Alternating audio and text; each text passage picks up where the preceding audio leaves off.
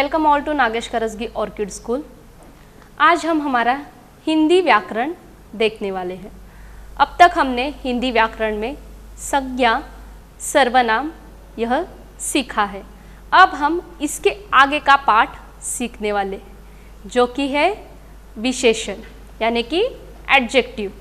तो चलिए बच्चों, आज हम देखेंगे विशेषण। विशेषण यानी कि क्या? तो सबसे पहले हमें देखना है कि विशेषण किसे कहा जाता है। विशेषण की परिभाषा हमें जाननी है। नाम यानी कि संज्ञा, और उसके बाद हमने सीखा सर्वनाम। तो नाम, संज्ञा और सर्वनाम के बारे में जो हमें विशेष जानकारी देता है उससे हम विशेषण कहते हैं। जब हम वाक्य बनाते हैं तब उस वाक्य में हम संज्ञा, उसके बाद विशेषण, क्रिया, इन सब चीज़ों को मिला के हम एक वाक्य तैयार करते हैं। कभी कभी हम संज्ञा की जगह सर्वनाम वहाँ पर प्रयुक्त करते हैं और उस वाक्य में उस संज्ञा या सर्वनाम के बारे में हमें विशेष जानकारी देने के लिए एक शब्द होता है जिसे हम विशेषण कहते हैं। तो चलिए हम देखेंगे सबसे पहले विशेषण की परिभाषा। जो शब्द संज्ञा या सर्वनाम की विशेषता बताते हैं उन्हें विशेषण कहते हैं। आपको मेरे पीछे फिर से ये दोहराना है। जो शब्द संज्ञा या सर्वनाम की विशेषता बताते हैं उन्हें विशेषण कहते हैं। यानी कि जो शब्द हमें वाक्य में आया हुआ जो शब्द हमें संज्ञा या सर्वनाम यानी कि उस वाक्य में जो संज्ञा है या फिर सर्वनाम है उसके बारे में हमें जो विशेष जानकारी यानी उसकी स्पेशलिटी, विशेषता यानी स्पेशलिटी, तो जो विशेषता बताता है तो उसे विशेषण कहते हैं। यानी कि हर वाक्य में यदि हम किसी के बारे में कुछ बता रहे हैं तो हम उसके बारे में कोई खास शब्द वहाँ पर प्रयुक्त करते हैं। यानी कि किसी खास शब्द से हम उसके बारे में वहाँ पर जानकारी देते हैं तो उस शब्द को विशेषण कहा जाता है। चलिए यहाँ पे हम उदाहरण देखेंगे। पहला उदाहरण है घोड़ा तेज भागता है। तो मैं आपसे अभी प्रश्न पूछूंगी, आपको उसका जवाब देना है। घोड़ा कैसे भागता है? सही, बिल्कुल सही, घोड़ा तेज भागता है। तो यह तेज शब्द जो है वह क्या है? वह इस वाक्य का विशेषण है। यानी कि इस वाक्य में घोड़ा जो है वह क्या है? संज्ञा शब्द है। घोड़ा जो है वह संज्ञा शब्द है। तो इस संज्ञा शब्द के बारे में घोड़ा भागता है, सभी घोड़े भागते हैं, तो यहाँ पर हमें विशेष जानकारी क्या दी गई है कि घोड़ा तेज भागता है। तो इसीलिए तेज यह जो शब्द है वह विशेषण कहलाता है। इस वाक्य में घोड़ा तेज भागता है, तो घोड़ा तेज भागता है तो तेज शब्द जो है वह विशेषण है, क्योंकि इस शब्द को पढ़ने के बाद हमें पता चलता है कि घोड़ा तेज भागता है, यानी कि घोड़े की जो रफ्तार है वह बहुत ही ज़्यादा है। अभी दूसरा वाक्य हम देखेंगे। कविता बहुत अच्छी लड़की है। कविता बहुत अच्छी लड़की है। कविता कैसी लड़की है? बहुत अच्छी। तो अच्छी जो है यह विशेषण शब्द है, क्योंकि कविता के बारे में वह कैसी है हमें इस शब्द से पता चलता है। कविता लड़की है हमें मालूम है, लेकिन वह कैसी लड़की है? अच्छी लड़की है। तो उसके बारे में हमें यहाँ पर विशेष जानकारी मिली है कि कविता जो है वह बहुत ही अच्छी लड़की है।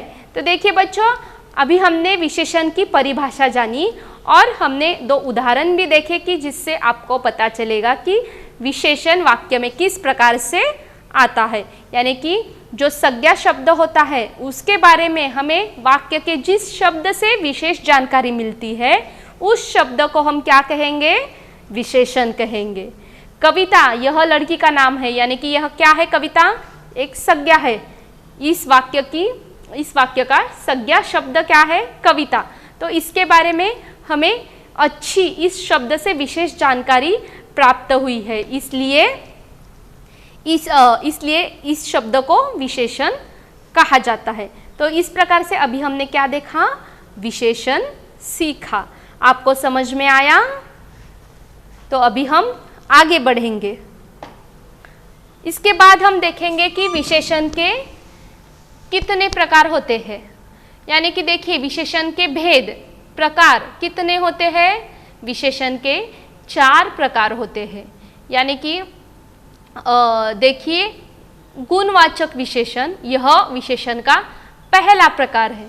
दूसरा प्रकार है संख्यावाचक विशेषण और तीसरा प्रकार है परिमाणवाचक विशेषण और चौथा प्रकार है सार्वनामिक विशेषण।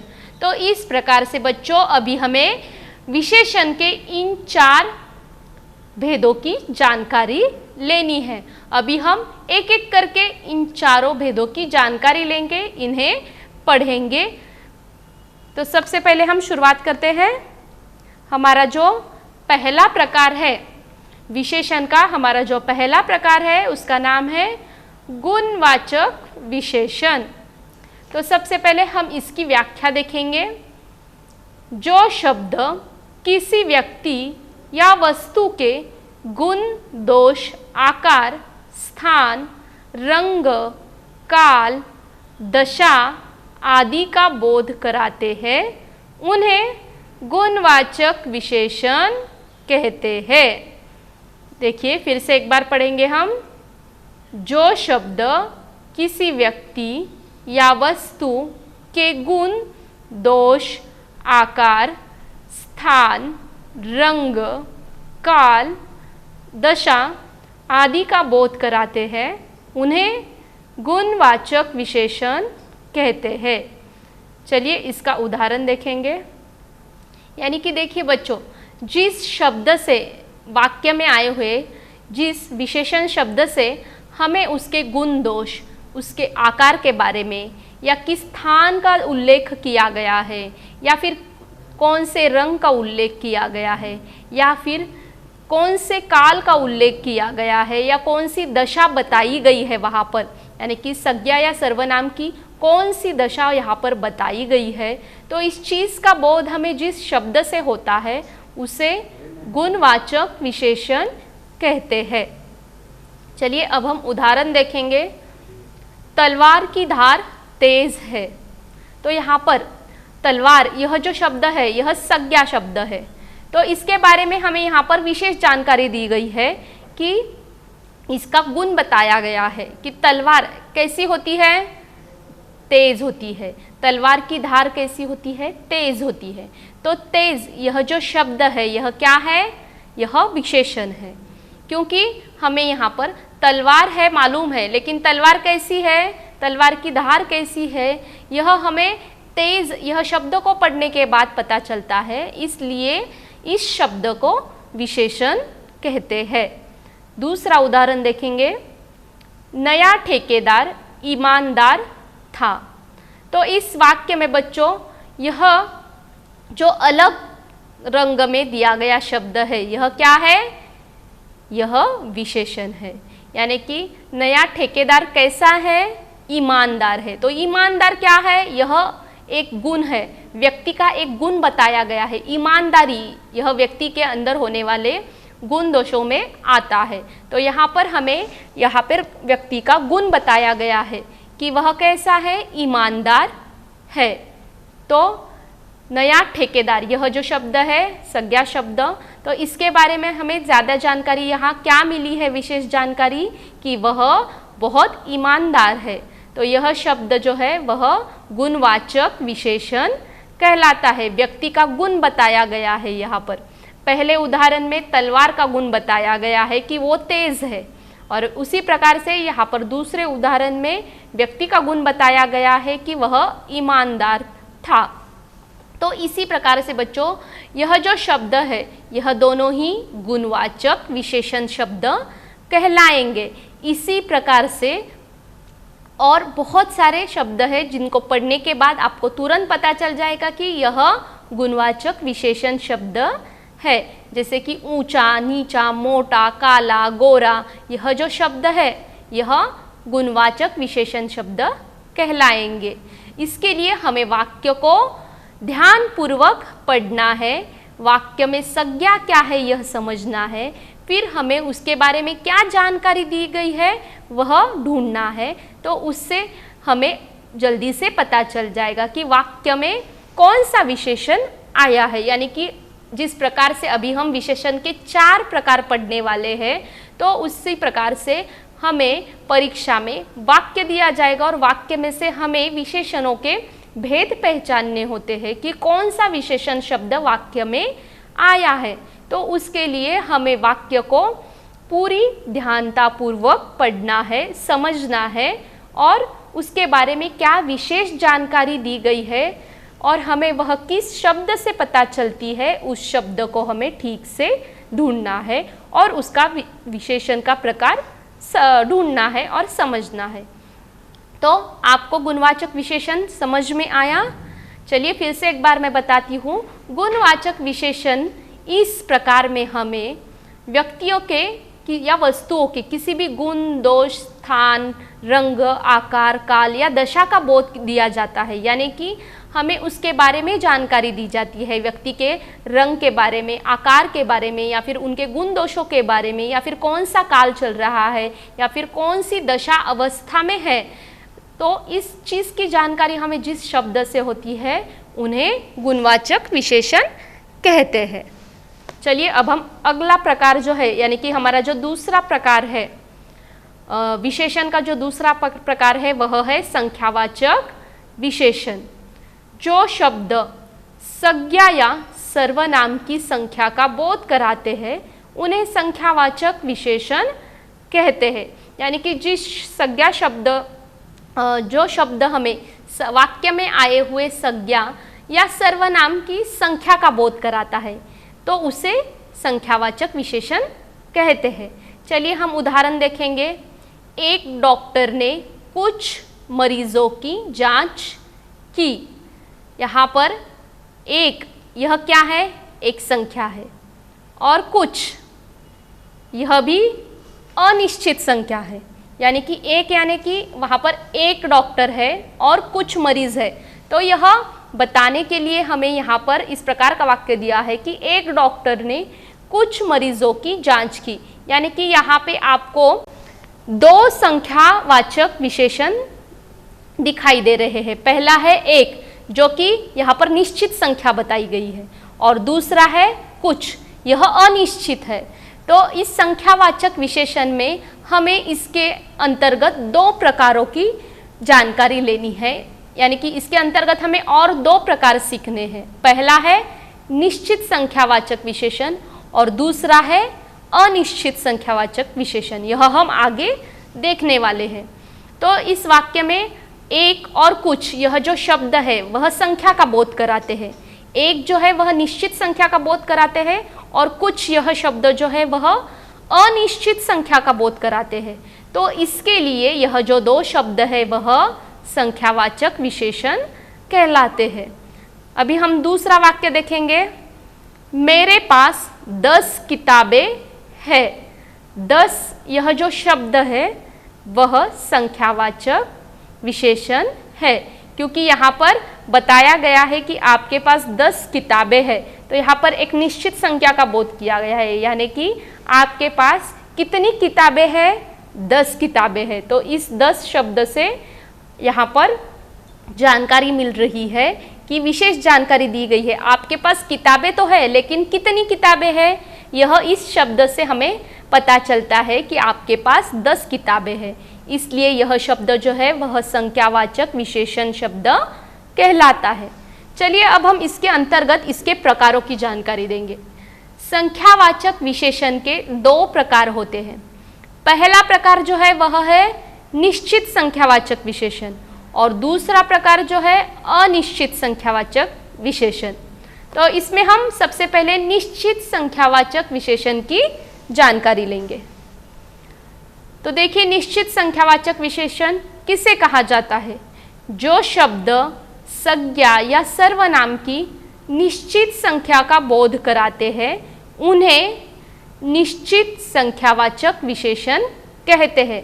यानी कि जिस शब्द को पढ़ने के बाद हमें पता चलता है कि वहाँ पर एक निश्चित संख्या बताई गई है, तो उसे निश्चित संख्यावाचक विशेषण कहते हैं। अभी पहला उदाहरण देखिए, राहुल 8वीं कक्षा में पढ़ता है। 8वीं, यह जो शब्द है, राहुल क्या है? संज्ञा। 8वीं यह विशेषण है, क्योंकि राहुल कौन सी कक्षा में पढ़ता है? राहुल 8वीं कक्षा में पढ़ता है। तो 8वीं यह जो है, यह शब्द क्या है? निश्चित संख्यावाचक विशेषण है। दूसरा उदाहरण है, टोकरी में 4 आम है। टोकरी में कितने आम हैं? टोकरी में 4 आम है। तो 4 यह जो शब्द है वह हमें यह विशेष जानकारी देता है कि टोकरी में आम है, लेकिन टोकरी में कितने आम हैं? 4 आम है। इसीलिए 4 यह एक निश्चित संख्यावाचक विशेषण शब्द कहलाता है। तो देखिए बच्चों, इस प्रकार से हमने संख्यावाचक विशेषण का पहला प्रकार देखा, निश्चित संख्यावाचक विशेषण। इसमें हमें एक निश्चित संख्या का बोध कराया जाता है, यानी कि जो शब्द आपको एक निश्चित संख्या बताता है वह वाक्य का निश्चित संख्यावाचक विशेषण शब्द कहलाता है। तो अभी हम देखेंगे दूसरा प्रकार, संख्यावाचक विशेषण का दूसरा प्रकार है अनिश्चित संख्यावाचक विशेषण। जिन विशेषणों में निश्चित संख्या का बोध नहीं होता उन्हें अनिश्चित संख्यावाचक विशेषण कहते हैं। यानी देखिए, जिन विशेषण शब्दों को पढ़ने के बाद भी हमें निश्चित संख्या का पता नहीं चलता, यानी वाक्य में जो विशेषण शब्द आता है, संख्यावाचक विशेषण शब्द आता है, उसे पढ़ने के बाद भी हमें एक निश्चित संख्या पता नहीं चलती, तो उसे अनिश्चित संख्यावाचक विशेषण कहते हैं। यानी कि निश्चित संख्यावाचक विशेषण का एकदम विपरीत प्रकार है अनिश्चित संख्यावाचक विशेषण, क्योंकि निश्चित संख्यावाचक विशेषण में हमें एक निश्चित संख्या पता चलती है और अनिश्चित संख्यावाचक विशेषण में हमें निश्चित संख्या का बोध नहीं होता है, वहाँ पर अनिश्चित संख्या बताई जाती है। तो इसके लिए कुछ, थोड़ा, ज़्यादा, कम ऐसे शब्दों का प्रयोग किया जाता है। चलिए हम उदाहरण देखेंगे। पहला उदाहरण है, मेरे पास कुछ किताबें हैं। देखिए, मेरे पास कुछ किताबें हैं, यहाँ पर सर्वनाम का प्रयोग हुआ है। इसके बाद कुछ, यह शब्द यहाँ पर विशेषण के तौर पे आया है, लेकिन कुछ इस शब्द से हमें निश्चित संख्या का पता चलता है? नहीं, बिल्कुल नहीं। कुछ इस शब्द से हमें किसी भी निश्चित संख्या का पता नहीं चलता है। यहाँ पे सिर्फ हमें इतना पता चलता है कि मेरे पास, यानी कि आपके पास कुछ किताबें हैं, लेकिन वह कितनी किताबें हैं यह मैं नहीं बता सकती, क्योंकि यहाँ पर उसका बोध नहीं होता है। यहाँ पर इस चीज़ का बोध होता है कि आपके पास थोड़ी बहुत किताबें हैं, इसके लिए यहाँ पर कुछ इस शब्द का उपयोग किया गया है। तो यह जो शब्द है वह क्या कहलाता है? अनिश्चित संख्यावाचक विशेषण कहलाता है। चलिए दूसरा उदाहरण देखेंगे। मैदान पर थोड़े ही बच्चे हैं। मैदान पर थोड़े ही बच्चे हैं। यहाँ पर थोड़े, इन शब्दों से बताया गया है कि मैदान पर कुछ बच्चे खेल रहे हैं, यानी कि यहाँ पर निश्चित संख्या बताई गई है? नहीं, यहाँ पर निश्चित संख्या बिल्कुल भी नहीं बताई गई है। यहाँ पर ऐसा एक अंदाज बांधा गया है कि थोड़े बहुत बच्चे मैदान पर खेल रहे हैं, तो इसे बताने के लिए यहाँ पर थोड़े इस शब्द का प्रयोग किया गया है, यानी कि यह क्या है? एक अनिश्चित संख्यावाचक विशेषण है। अभी इन दो उदाहरणों को पढ़ने के बाद आपको समझ में आ गया होगा कि अनिश्चित संख्यावाचक विशेषण किसे कहते हैं, क्योंकि जहाँ पर किसी भी निश्चित संख्या का बोध हमें पता नहीं चलता या फिर हमें किसी निश्चित संख्या की जानकारी नहीं मिलती, उस शब्द को अनिश्चित संख्यावाचक विशेषण कहा जाता है। चलिए हम अगला प्रकार देखेंगे। विशेषण का जो तीसरा प्रकार है वह है परिमाणवाचक विशेषण। विशेषण का तीसरा प्रकार है परिमाणवाचक विशेषण। जो शब्द संज्ञा या सर्वनाम की मात्रा, नाप, तोल का बोध कराते हैं उन्हें परिमाणवाचक विशेषण कहते हैं। चलिए फिर से देखेंगे। जो शब्द संज्ञा या सर्वनाम की मात्रा, नाप, तोल का बोध कराते हैं उन्हें परिमाणवाचक विशेषण कहते हैं। यानी कि देखिए, जिस शब्द को पढ़ने के बाद हमें संज्ञा या सर्वनाम के बारे में यह जानकारी मिलती है कि उसकी कितनी मात्रा है या फिर उसका जो नापतोल है, यानी कि उसे जो नापा गया है उस चीज़ के बारे में हमें जो जानकारी जिस शब्द से मिलती है उसे परिमाणवाचक विशेषण कहते हैं। यानी कि नाप तोल करना चीज़ों का, तो यह हमें जिस शब्द से पता चलता है या फिर एक निश्चित माप पता चलता है कि उसका वज़न या फिर वह कितना लीटर है, कितना वज़न है उसका, हमें यह जिस चीज़ से पता चलता है उसे परिमाणवाचक विशेषण शब्द कहते हैं। देखिए यहाँ पर आपको चित्र दिख रहा है, ये किसका चित्र है? टोनड मिल्क, यानी कि दूध के पैकेट का चित्र आपको दिखाई दे रहा है। तो दूध हम कैसे लेते हैं? दूध हम लीटर में लेते हैं, यह उसका माप है। कोई भी द्रव्य पदार्थ जो होता है यानी लिक्विड चीज़, तो उसका परिमाण क्या होता है? तो उसे हम कैसे खरीदते हैं?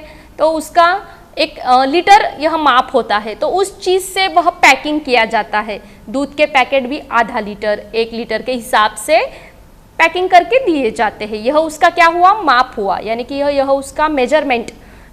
तो इस प्रकार से द्रव्य चीज़ों के लिए लीटर यह उपयोग में लाया जाता है, यह माप उपयोग में लाया जाता है। तो उसी तरह से जो दूसरे पदार्थ होते हैं यानी कि स्थायी पदार्थ होते हैं, जिस तरह से गेहूँ, चावल या फिर कोई भी आटा, तो वह हम कैसे लेते हैं? किलो में। किलो यह उसका परिमाण है। तो इस प्रकार से यह जो हमें पता चलता है जिस शब्दों से, उससे किलो, लीटर या फिर उसका जो वज़न है वह हमें जिन शब्दों से पता चलता है उन्हें परिमाणवाचक शब्द, विशेषण शब्द कहा जाता है। जैसे कि हम उदाहरण देखेंगे, 2 किलो आटा दो। यहाँ पर क्या बोला गया है? 2 किलो आटा दो। तो किलो यह जो शब्द है वह क्या कहलाएगा?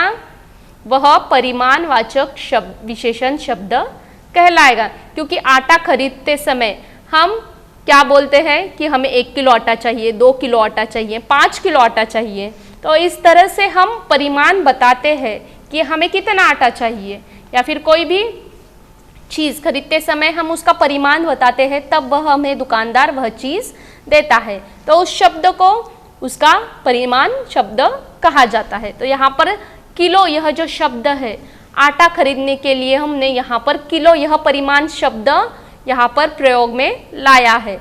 तो यह जो शब्द है वह क्या कहलाएगा? परिमाणवाचक विशेषण शब्द कहलाएगा। इस वाक्य का 2 किलो आटा दो, इस वाक्य का परिमाणवाचक विशेषण शब्द है किलो। इसके बाद हम दूसरा उदाहरण देखेंगे। यह 1 लीटर दूध है। यह 1 लीटर दूध है। तो इस वाक्य में बच्चों बताइए परिमाणवाचक विशेषण शब्द क्या है? लीटर। बिल्कुल सही। इस वाक्य में लीटर यह जो है वह क्या है? परिमाणवाचक विशेषण शब्द है। क्योंकि दूध खरीदते समय या फिर कोई भी द्रव्य चीज़ या द्रव्य पदार्थ यानी कि कोई भी लिक्विड चीज़ खरीदते समय हम वह कैसे लेते हैं? लीटर में लेते हैं। तो इस तरह से बच्चों हमने परिमाणवाचक विशेषण यह प्रकार यहाँ पर सीखा है। इसमें हमें सिर्फ इतना याद रखना है कि जिस शब्द से हमें उस चीज़ के मेजरमेंट के बारे में पता चलता है, यानी कि उसके माप के बारे में पता चलता है। वह चीज़ कौन से परिमाण में है यह हमें पढ़ने के बाद जब पता चलेगा तो उस शब्द को हम क्या बोलेंगे? परिमाणवाचक विशेषण शब्द बोलेंगे। चलिए हम इसके बाद इसके बाद हम देखेंगे कि यह परिमाणवाचक विशेषण के दो प्रकार हमें देखने हैं। इसमें भी निश्चित परिमाणवाचक विशेषण और अनिश्चित परिमाणवाचक विशेषण, ऐसे दो प्रकार हमें सीखने हैं। तो इसमें से हम पहला देखेंगे निश्चित परिमाणवाचक विशेषण। यह क्या है? जो शब्द संज्ञा या सर्वनाम की निश्चित मात्रा का बोध कराते हैं उन्हें निश्चित परिमाणवाचक विशेषण कहते हैं। यानी कि जिस परिमाणवाचक शब्द को पढ़ने के बाद हमें पता चलेगा कि यहाँ पर उसकी निश्चित मात्रा बताई गई है, यानी कि एक उसका पर्टिकुलर माप बताया गया है, यानी कि वह एक निश्चित मात्रा में हमें यहाँ पर दिया गया है, तो वह हमें जिस शब्द से पता चलेगा उसे हम क्या कहेंगे? निश्चित परिमाणवाचक विशेषण कहेंगे। चलिए उदाहरण देखते हैं। पहला जो है, डिब्बे में 1 किलो दाल है। तब अब इस वाक्य में निश्चित परिमाणवाचक विशेषण क्या है?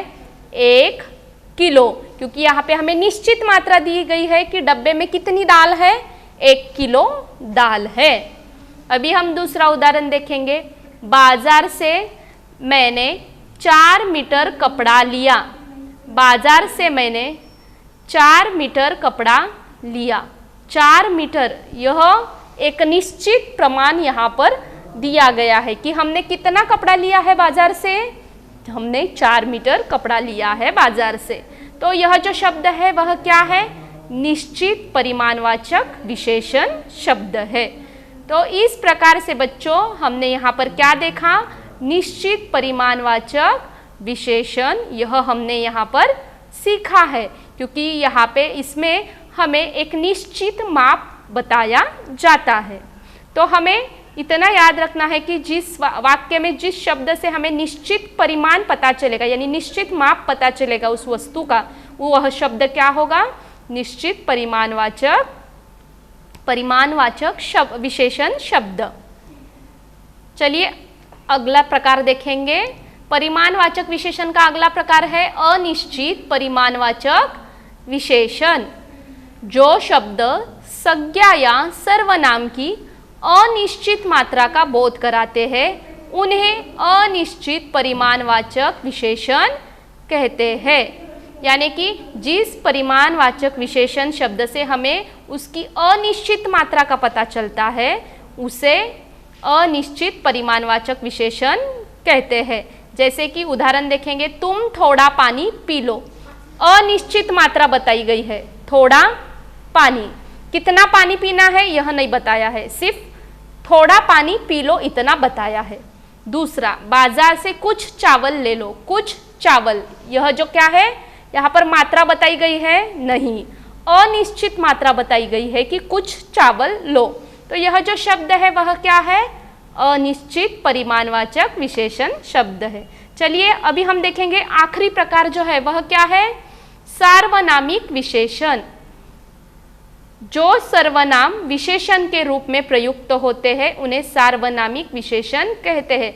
यानी कि जो सर्वनाम शब्द विशेषण के तौर पर वाक्य में प्रयोग किए जाते हैं उन्हें सार्वनामिक विशेषण कहते हैं। यानी जिन सर्वनाम शब्दों को हम विशेषण के तौर पर उपयोग में लाते हैं वाक्य में उन्हें सार्वनामिक विशेषण कहते हैं। जैसे कि उदाहरण देखिए, वह लड़का प्रथम आया। वह, कौन प्रथम आया? वह लड़का प्रथम आया। तो अगला उदाहरण देखेंगे, यह तोता बोलता है। कौन सा तोता बोलता है? यह तोता बोलता है। तो वह और यह जो दो शब्द है वह क्या है? सर्वनाम है, लेकिन यहाँ पर हमने विशेषण के तौर पर प्रयुक्त किए हैं, इसलिए यह शब्द क्या कहलाएंगे? यह शब्द सार्वनामिक विशेषण कहलाएंगे। तो बच्चों इस प्रकार से आज हमने विशेषण और उसके भेद सीखे हैं और यहाँ पर ही हमारा विशेषण यह पाठ समाप्त होता है।